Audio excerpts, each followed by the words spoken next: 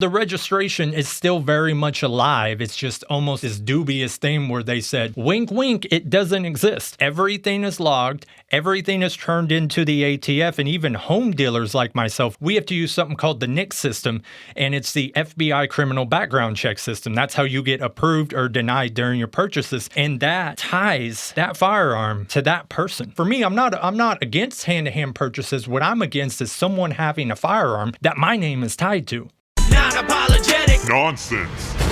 Let's talk about dumb first-time weapon owners. Now, I have to assume they're first-time owners because of the foolishness I'm seeing out there. We're talking no knowledge, no training, just buying something, throwing it on your hip, and running right out into public to show it off. What made me think of this is something I saw recently at Walmart. So when I spot these people, I like to kind of sit back, maybe follow them around just a little bit and just see what they're up to.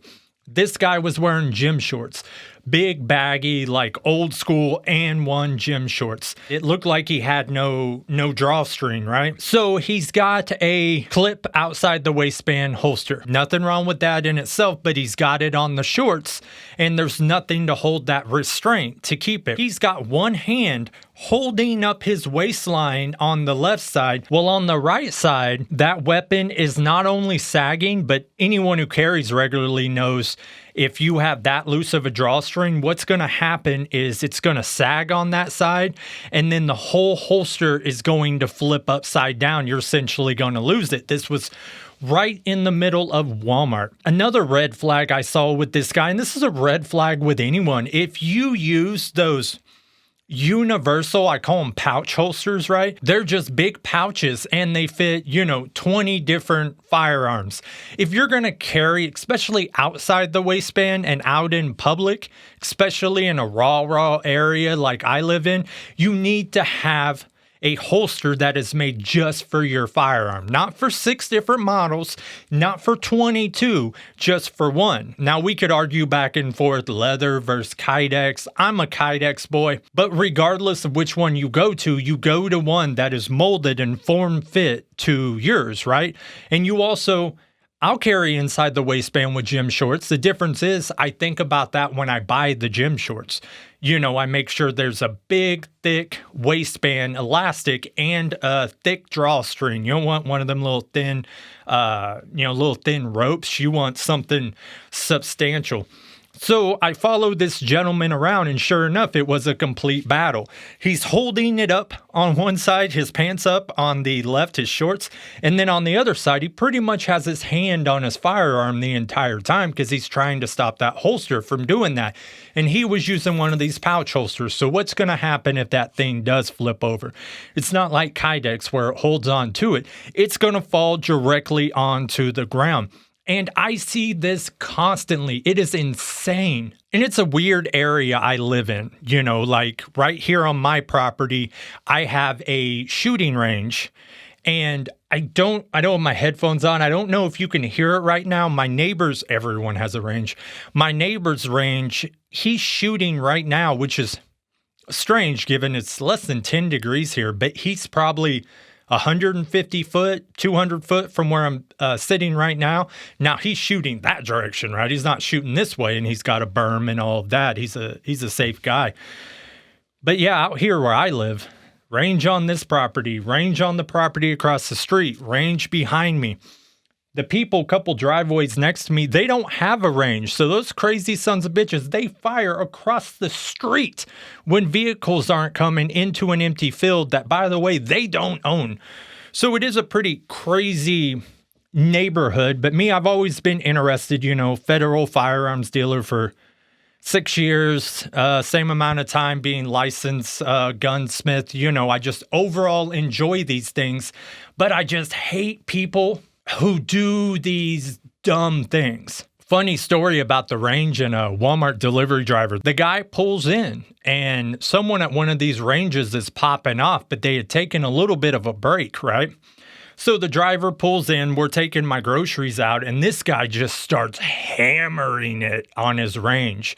Scared the hell out of that poor driver. I had to tell him, I said, hey man, hey, it's a range. Everything's cool. They're firing in the opposite direction. And I guess rightfully so, especially if you're new to the area. But yeah, I had to grab my groceries, get them on the porch, and that dude just skipped right out. I hear all this talk lately, social media and whatnot, about the revolution. It's time to rise up against the tyrannical powers that be. And I'm not even saying that's wrong, but are we really ready for that? You know, buying yourself a firearm does not make you ready. Hell, me having a couple dozen firearms doesn't make me ready. You know, time with it, training, learning how to utilize, how to draw properly, how to get on target, how to actually shoot is what can even, I don't want to say prepared, but can what at least get you somewhat prepared. And what I see around here is a lot of people not doing that. It's almost as if no one wants to train. They want to purchase their firearm, immediately take photos for the gram, strap it on a crappy holster, run right out into public to show it off. I used to be a big open carry guy, but more and more so, I just don't anymore. Now, there are some situations where I'm going to a real bad place and I do feel having that on the hip is a deterrent in itself, and I'll deal with the other 5% of people who, you know, makes me a target to them.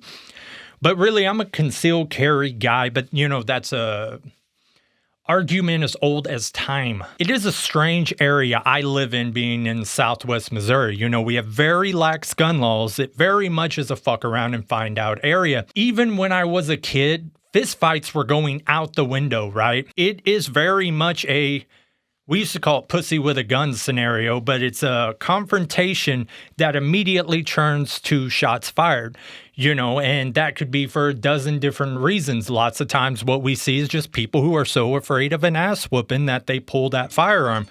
But the thing is, around here, if you don't have a firearm, you're not even in the fight. Like, I have friends who refuse. They're like, why would you carry to go to the gas station or to go to church, you know, whatever. And it's like, no one's going to send you a memo saying today's the day that we're going to try to harm your family. And gun violence is high in this area. And a lot of that is because everyone has a firearm, right? The old lady you see out on her porch knitting has a firearm in the chair next to her. The gas station clerk has a shotgun mounted underneath where he doesn't even have to pull it out. He'll just hit it, fire straight through the desk there, the checkout point.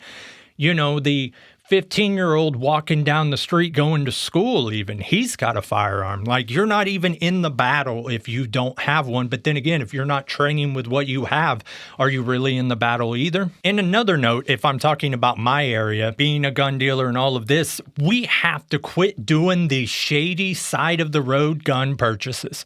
My state allows hand-to-hand gun purchases where the average person, they can just say, hey, you want to buy this? Sure, no paperwork, anything, which sounds good. It sounds very pro-Second Amendment, rah, rah, America. Here's what it really is, though. That firearm, you don't know what's happened with it. And it might have gone hand-to-hand 6 times. So let's say someone did pop someone with it, and the police are actively looking for that firearm. You get caught with it, ballistic gets ran, whatever situation arises to it, they run the serials, whatever. You now are in the possession of a weapon that was used to harm or take someone's life, and you have to describe, no, I bought it from this guy on the side of the road. What was his name? Well, I don't know his name. Well, were you in possession of it on this date? No, someone else had it. But if you can't push the police in the direction of the other person who had it, and even if you can, they then have to push it into someone else. I mean, people are realistically catching murder charges for doing these side-of-the-road deals, especially because now people have this false sense in my state that the gun registry doesn't exist, and that's because some law was passed. It came out, abolish Missouri's gun registry. But I've sit and talked to ATF agents about it, and they laugh. They say, yeah, the registry's not there, but it's there. We don't call it a registry. We call it a database now. Because no matter what, at the point of purchase, meaning a store, someone like me, whatever, you fill out your 4473, the paperwork you have to fill out. That gun, you could say it's not registered to you, but it's tied to you. If something were to happen, what happens is the police locate the firearm. They contact the manufacturer. The manufacturer says, we sold it to this distributor. This distributor says, I sold it to this store. This store says, I sold it to Jim Smith. Now they're going to go to Jim Smith and say, hey, did you have this? And once again, if hand-to-hand purchases come into play, he has to say, no, I sold it to Jimbo. Well, do you have proof of that? The registration is still very much alive. It's just almost like this dubious thing where they said, wink, wink, it doesn't exist. Everything is logged. Everything is turned into the ATF. And even home dealers like myself, when business ends, you have to send in all of those records, but you really don't even have to, because we have to use something called the NICS system, and it's the FBI criminal background check system. That's how you get approved or denied during your purchases, and that ties that firearm to that person. So it becomes this weird thing. And on the flip side of the hand-to-hand purchases, if you were the legal gun owner and you did a legal hand-to-hand purchase, and then that person you did the purchase with commits a violent crime, police come to you because your name is the one tied to it. You say you sold it to someone. That person goes, no, he's lying. Now you're in the middle of a court case, or at least a whole bunch of mess, all for nothing, when you can just go to the gun shop, do it right, change it to that other person's name. Because for me, I'm not against hand-to-hand purchases. What I'm against is someone having a firearm that my name is tied to. That seems insane. Another thing that brought this on is I've been going through the house collecting everything because, I have a 4-bedroom place way deep in the country. It's just me and a puppy here. But I have firearms more or less in every bedroom or every room, right? Maybe, I'm not going to say where, but this is put here, this is put there, just to where I have easy access. And that might be careless for someone who lives in the city or the suburbs and has kids, but unless my puppy learns how to pull the trigger, that's not dangerous. But I even went I got a waterproof first aid kit. It's like a waterproof case, and that's mounted on the wall in the bathroom. So there's a little pocket 380 in there. If I'm in the shower or what else, middle of the night, getting up, to go to the bathroom, boom, I got it right there. And when I talk to some people, especially people not from an area like this, they say, isn't that a nuisance? I could see how you think that. It's really not. It just becomes part of your daily routine. Just how most people get up, they brew a cup of coffee and they drink it. You get up, you put your pants on, you have a pistol. It's just day-to-day life. But I'm going through the house collecting everything. I have all my serials logged. But I have a bad habit of using a holster, laying the holster down. And then I can't find that holster when I need it. So right now on the coffee table in the living room is just an arsenal.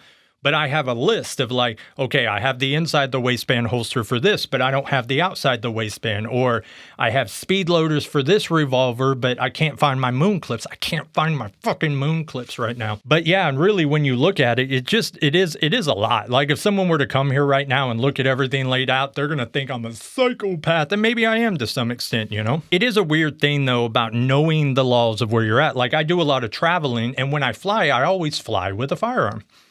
Now, I know a lot of people go, wow, you can't, you can, you go when you tell them you have it. They put a little tag. It's completely legal. But you have to know the laws where you're going. Out-of-state citizen laws. For example, when you go to Vegas and you're an out-of-state citizen, you can open carry, but you cannot conceal carry. And their laws are weird. I can walk right through the casino floor on the strip with a firearm on my hip. It is pretty weird. But doing that, I'll use different types of holsters. I'll use those retarded holsters that have a lever where you can't pull them out unless it's hit.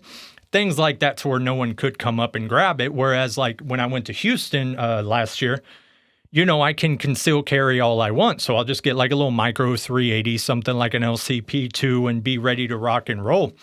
But there's a lot of firearms that even if I go to another state that's a heavy charge. That's time. There's a Kel-Tec KSG I have. It's this awesome 14-inch barrel shotgun. It's got multiple tubes, so it's a pump action. But depending on what size shells you have, you could have 1 3/4, you could have 2, you could have 3-inch. In the 12 gauge, I can have around 15 shots in that thing at any given time. But if I cross the border from Missouri to Illinois, I'm going to do time for having that gun. It's the same thing with like magazines. If I have a 30-round mag from my sub 2000, for example, and I go to like California, that magazine is a charge. So it's like being a gun owner can be cumbersome because you do have to know the laws of not only where you're at, but where you're going. It is cool though, going through and logging everything, because I do buy I bought a holster this morning. I had a concealed carry holster for a Ruger Security 9. It's like a 15-shot double stack 9mm. It's a fantastic firearm. I picked up some drunks, some buddies of mine, but they were drunk, and I had the holster in the backseat of the car. And then they get out, I'm taking them to a bar, and I hear something slide across the road on like the asphalt. I didn't think much of it. I go into the bar with them for a few minutes. I don't drink, but I wind up walking out, and I can see from across the road, I can see something underneath my truck, and it was that holster. He had knocked it out, jumped out of the back of the truck, which is weird because it's a lowered pickup. It's weird, and just completely messed up the molding on the Kydex. So I just bought another one this morning, actually. Saw this deal. It's a reputable brand. It was $9.99 on eBay. I'm like, hell yeah. Nonetheless, going through this and cataloging everything, I'm finding a lot of stuff I didn't remember I had. Like, I found 3 M4 mags, 5.56 mags that were still in the package. I found the bug bite ankle holster, which I drooled over for like 6 months, finally bought it, and then forgot I even had it. I've never taken it out of the package. It's a compression ankle holster for little micros, I'm just seeing all these mistakes from these first-time owners. And it really mostly comes down to wanting to flash. Look at me. Check this out. I'm going to film an Instagram video and pow, pow. Fucking idiots. That's where you get these gun fell videos where people wind up shooting the camera and through the apartment wall. Because it's a weird thing. I don't know about the cities y'all live in, but where I live in, I don't live in a city, but the cities that border here, if you have a negligent discharge within your home, could be complete accident. You weren't even playing. You were doing, whatever you were doing, but complete accident, no one's hurt. That is a felony charge. You will get arrested. Which is maybe rightfully so. It just seems insane to me, but I live in a more careless environment. I could shoot this whole house full of holes, or I could stand outside in my front yard and fire 40 12-gauge shots. No police are getting called. No one's even going to look in my direction. The soundtrack to my area 24 hours a day is chainsaws and gunshots. In closing, I do advise every single person listening to get a firearm because you never know what the future will hold. But like I say, that's not enough. You need to get a firearm. You need to train with it, have someone show you how to use it, keep using it till you're confident with it. And then as far as I'm concerned, you get my stamp of approval for whatever that's worth. Have a good day, guys.